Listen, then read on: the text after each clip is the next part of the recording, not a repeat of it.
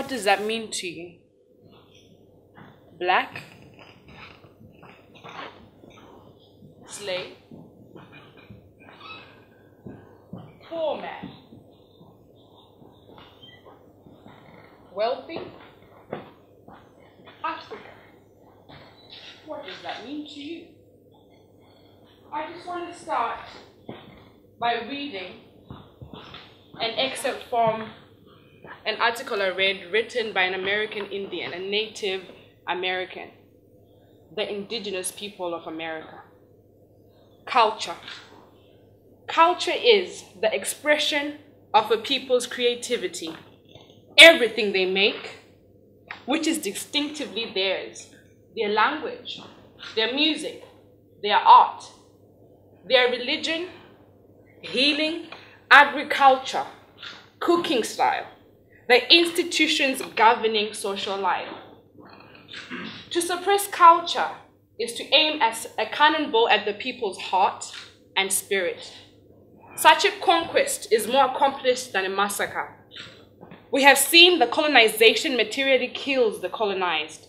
It must be added that it kills them spiritually. Colonization distorts relationships, destroys and petrifies institutions, and corrupts both the colonizers and the colonized.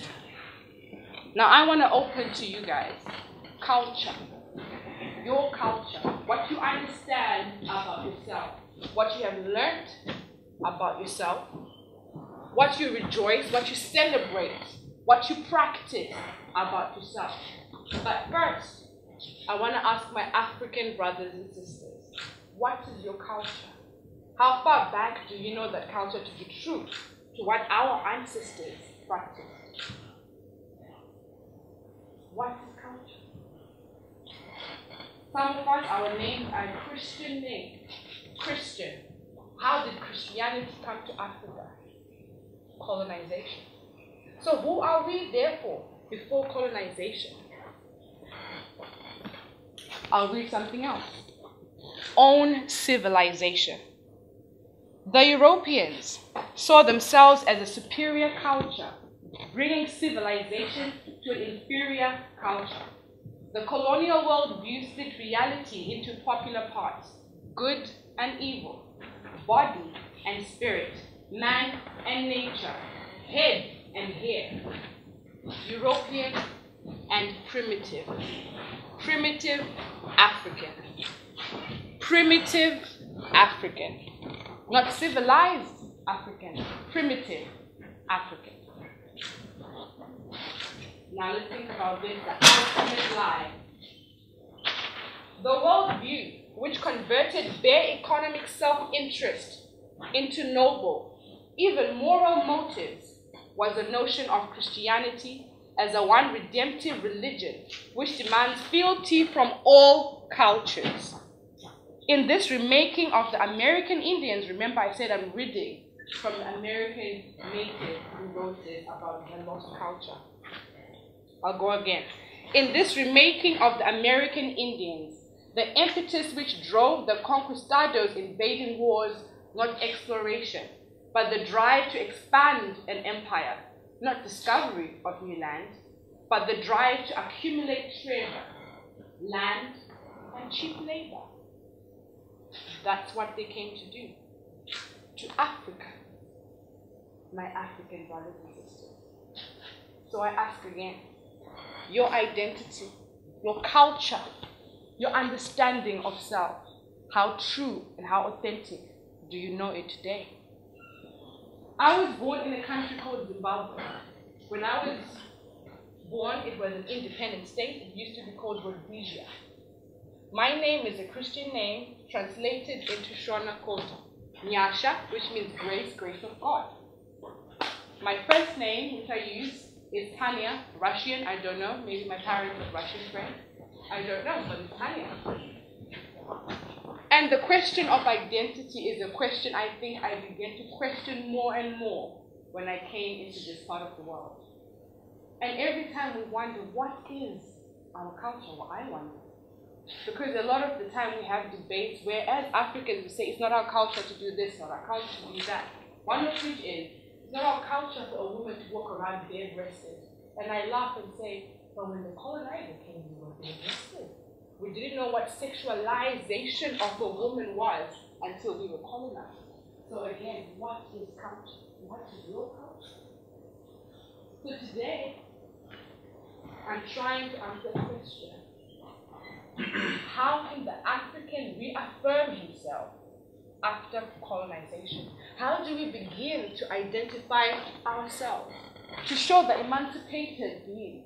To say, here I stand, empowered, knowing myself as an African. How do we begin to do that?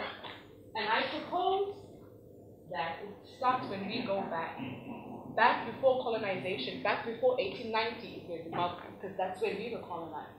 What were our ancestors doing before 1890? Who did they pray to? What was their music?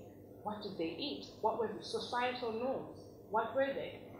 And I think by doing that, we begin to start to identify ourselves with the true African that we are. So tonight, ladies and gentlemen, I'm presenting a rendering, an African rendition of the popular classic song Britannia. Why, you may ask, Britannia? It's not because my name is Tanya, not to be honest. Coincidence? I think not. But okay, Britannia is.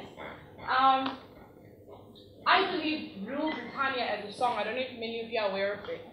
It embodies what the British Empire stood for, what it is, what it went out to do.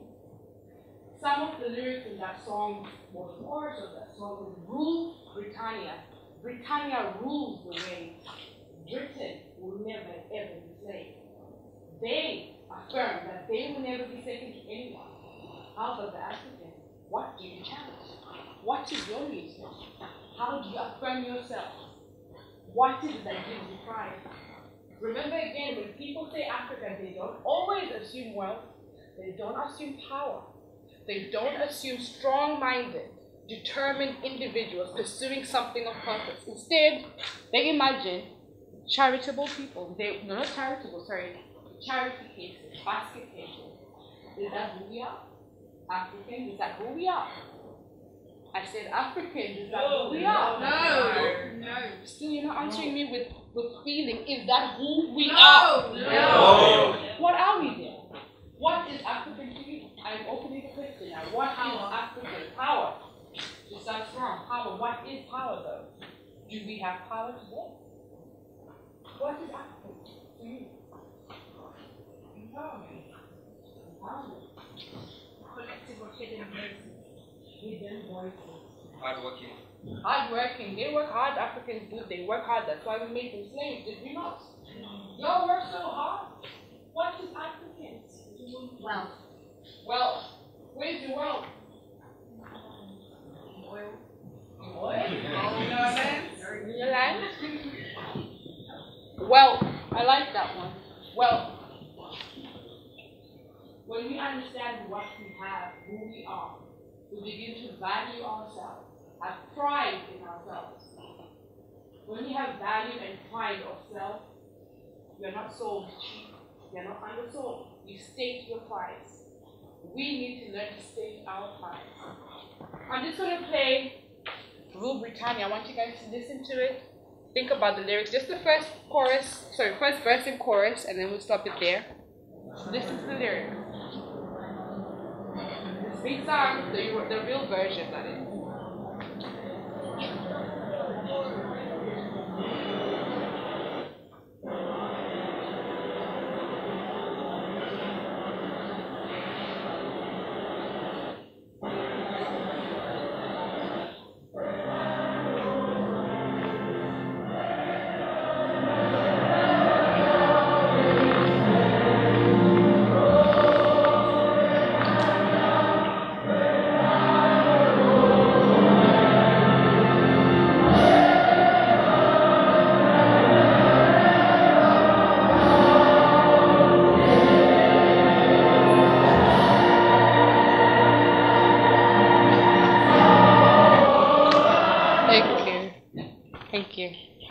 I just want you guys to remember that melody, remember the way it was sung.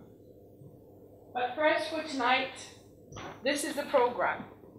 We have one of my associates present to you these beautiful stones. I'll tell you something, they're indigenous to the people of Zimbabwe, to the Shona people. You will not find them anywhere else. So I'll ask him to come and talk about these pieces. And after this is done, you'll all have a chance to come and look at them up close and personal and appreciate their true beauty. So I'm just going to call Gareth Mutema to come and speak to you about the Shona sculptures. Gareth.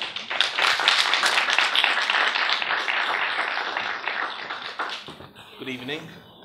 So as you know, I'm Gareth Mutema, and I've travelled from Western Supermare with sculptures to present to you on behalf of Tannia, or Nyasha, some of you know her as. And these sculptures, as she said, are indigenous to Zimbabwe, and you do have several other types of stone sculpture in places like Kenya. But with these ones, they're indigenous for one reason alone. It all started here. This is the Zimbabwean bird. This was carved, believed to be carved. This is just a replica, by the way. The originals were believed to be carved between the 11th to the 15th century. So that's late Iron Age in Zimbabwe. And in those times, it was the place where they were carved is called Great Zimbabwe. So that's the king. It was Zimbabwe's kingdom, or the epicenter where all the trading used to take place. And this trading was Zimbabwe used to trade with places like China, as far as China, exchanging minerals, different stone minerals, so gold, some forms of metal as well, copper. Just an example. And when I was told to come here to speak about these sculptures, I was very proud that there's someone out there actually challenging the notion that Africans are just just people who work hard or who just get by as charity cases. But in Zimbabwe, for example, there is great people who are artists and very skillful. So I'll just go through some of the pieces I've got here. So first of all, I've got this piece here. The concept is called My Home. The artist was challenged by how Africans treasure family. And the culture, as many Africans know, is putting your family first. And that's what's resembled through this sculpture here. And also, we've got that lady there, it's called Proud of My Dress.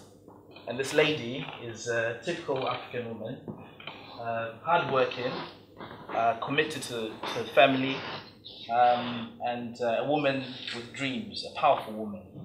A woman who has an identity and who knows what she wants, knows how to go about her duties in ensuring that the family is fed, because in those days people used to go out hunting, the women used to stay and take care of the children and all the chores at the house. And this is what this artist, when he carved the sculpture, had in mind. The power that the African woman has, the endurance that the African woman has to go through to get by, whilst the men are out there working. And also, the other sculptures are just abstract sculptures, so this is just challenging the imagination of the artists, coming up with different concepts. As that sculpture over there, it's a flower, abstract flower. It's just challenging, showing how Africans are creative. Zimbabweans can be creative, no matter which part of Africa you're from.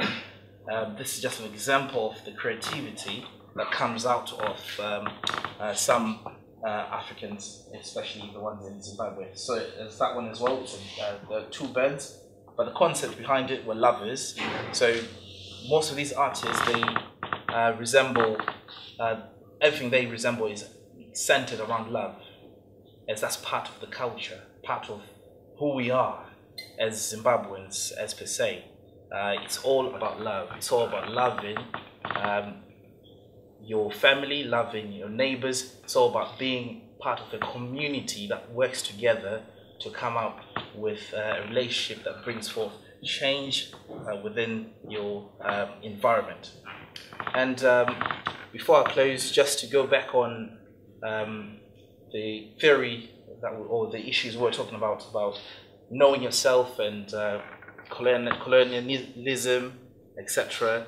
I would like to say I am proud to be Zimbabwean. I'm proud to know that in the 11th century, going back to the 4th century, in Iron Age, there were people trading in Africa. There were people selling goods in exchange for other things that some people do not know about themselves. Some people don't even know that these things were happening. In the 5th century, the 15th century, there was a decline where these stones were originated from. When they started making these stones, the society declined. It might have been because of disease, etc. And but in those days, in the late Iron Age, the same time where here in Britain, people started trading minerals and exchanging, going further afield to find things to trade. These things were still happening at the same time in Zimbabwe and maybe around Zimbabwe as well in other African countries. So when someone asks me, do you know your identity? I say, yes, I know. When someone looks at me and says, oh yeah, you don't know anything, or your history is nothing but just slavery or but just colonialism, I say, no, my history is the same as yours, because at some point in history, at some point in time, we were both developing at the same rate, but something happened in between that made us lag back. So Zimbabweans, we are just as good as anyone else.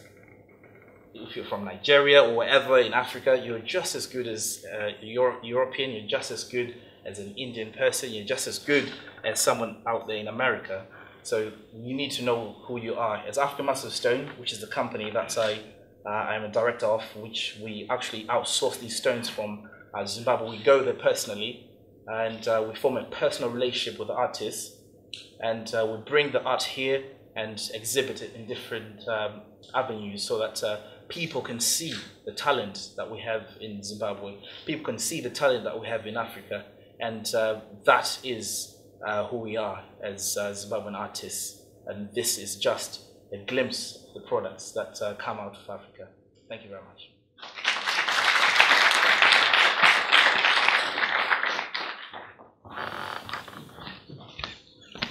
Yes, the art of the African. Beautiful, isn't it? Now I'm about to present the singers that are helping me. What's the word I'm looking for? Is it express? See, English is not my language. I always say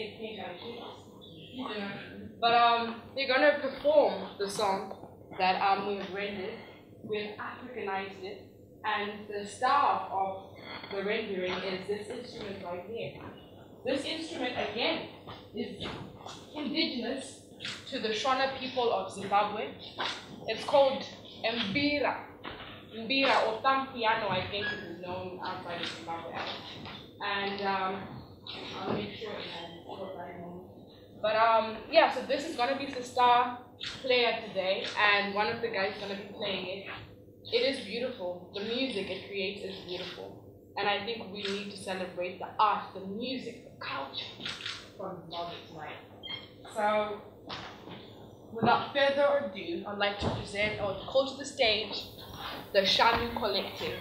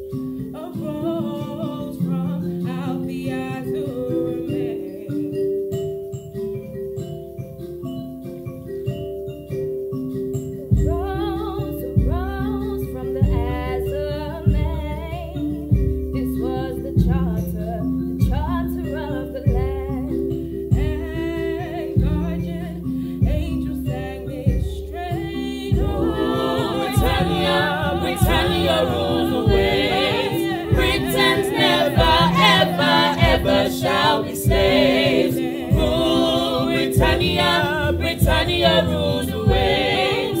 Britons never, ever, ever shall be slaves.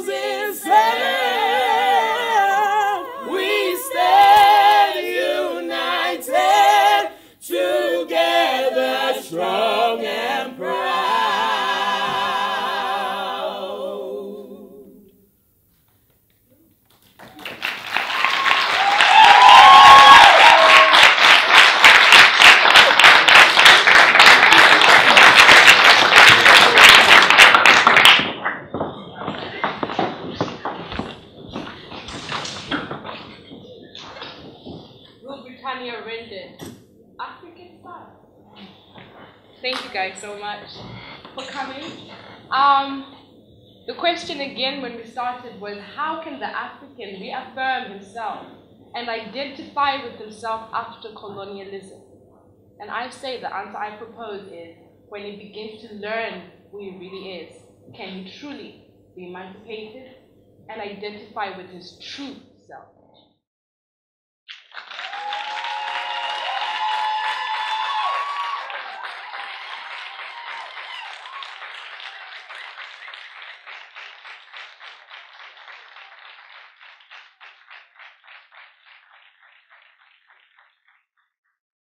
For my lecturer.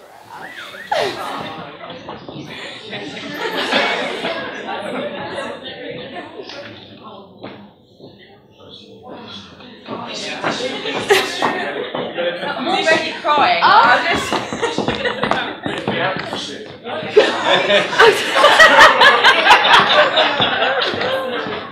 We are a rich nation.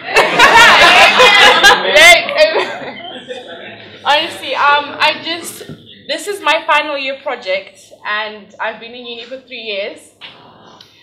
Oh, you're gonna make me cry. So I've got a tissue, so. And it's true, they say some people you meet, they transform you. And Jasmine, you did that. She's crying. She inspired me so much to love and learn about who Tannia really is and be proud to express that form that she discovers herself to be. When I first met Jasmine, like a lot of my other black student friends, we were shocked, genuinely shocked, because she has tattoos. And I was like, this woman is a lecturer in university? And then she says, oh, I'm studying for my PhD. I was like, Dr. Jasmine? With tattoos? That's a lie. So the biggest thing Jazz has taught me, or lesson rather, is stereotypes are not true. They are not true. And I thank you for showing me that every single day. She is a strong woman that I genuinely look up to, and thank you for being a role model to me. One of my classmates joked that they say Tannia is a mini Jazz. So I'm guessing she really struck the core of me, and I really just wanted to thank you. And this presentation, I know you just said I went too far with it, not at all. But you inspired that out of me. I want you to know that in front of all these people, because you're my lecturer. The university doesn't always sing praises for lecturers, but I want to sing them to you today. Thank you. And, yeah, thank you so much.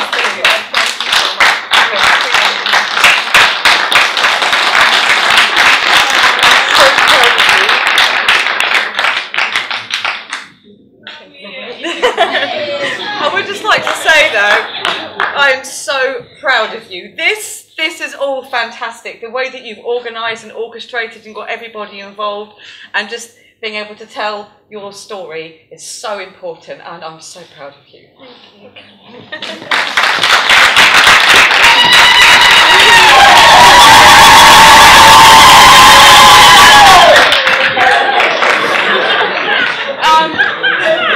So, as promised earlier, there were raffle tickets going, and one of the prizes is, well, no, the only prize, not one of, there's only one prize, will be one of these stones.